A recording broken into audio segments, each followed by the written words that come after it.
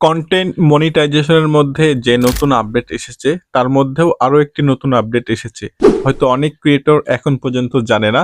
So ভিডিওটি যদি আপনি ধৈর্য সহকারে কন্টিনিউ করতে পারেন তাহলে কন্টেন্ট মনিটাইজেশন সম্বন্ধে কিছু জানতে পারবেন।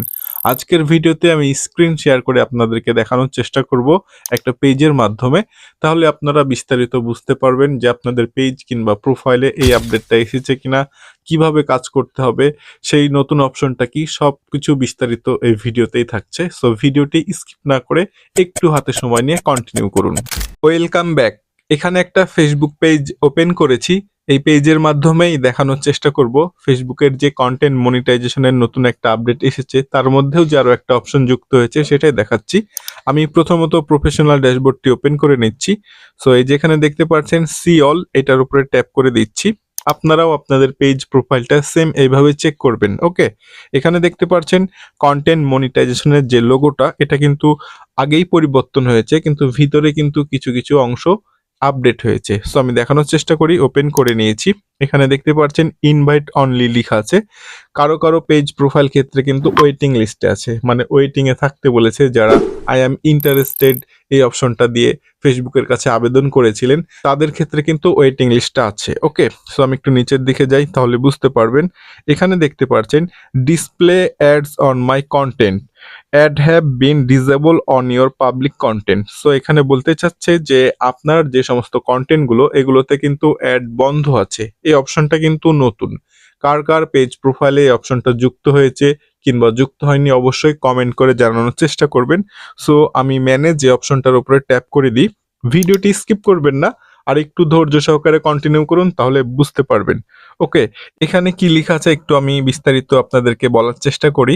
Content monetisation settings, to be eligible to earn you will need to allow ads to be shown on your public content, otherwise you will on longer be eligible to earn from content monetization। নিচে দেখতে পাচ্ছেন allow ads to be show on your public content। Facebook বলতেছে সাধারণভাবে আপনার page অথবা প্রোফাইলে যে পোস্টগুলো করা আছে বা যে কন্টেন্টগুলো আপলোড করা আছে সেগুলোতে কিন্তু আর অ্যাড শো হচ্ছে না। এই যে দেখেন এই অপশনটা কিন্তু ইনেবল করতে বলছে। আমি একটু বাংলাতে বলি তাহলে বুঝতে পারবেন।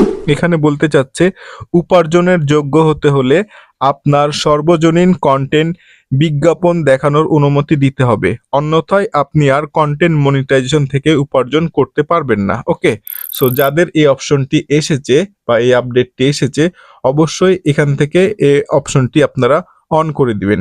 ঠিক আছে, তাহলে আপনাদের কন্টেন্ট বা পোস্টগুলোতে অ্যাড শো হবে, অন্যথায় কিন্তু ইনকামটা করতে পারবেন না। ওকে, সো এই গেল এই আপডেটটা। কার কার পেজ প্রোফাইলে এসেছে কিংবা আসেনি অবশ্যই জানাবেন। এখন কথা হচ্ছে যে অনেক পেজ প্রোফাইলে কিন্তু কন্টেন্ট মনিটাইজেশনের যে টুলস সেটা কিন্তু নেই, হাইড হয়ে আছে।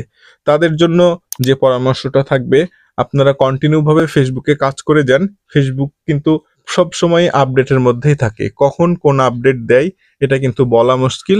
সো অবশ্যই প্লে স্টোরে গিয়ে আপনাদের ফেসবুক যে অফিসিয়াল অ্যাপটা আছে সেটা আপডেট করে নেবেন, তাহলে কিন্তু ওকে হয়ে যাবে। ওকে, আর ধৈর্য সহকারে কাজ করবেন, তাহলে আপনারা একসময় কন্টেন্ট মনিটাইজেশন সেটআপটি পেয়ে যাবেন। সো ফ্রেন্ডস, আজকের মতন এখানে শেষ করছি। আগামীতে নতুন কোনো ভিডিও নিয়ে আপনাদের সামনে আসার চেষ্টা করব। ধন্যবাদ।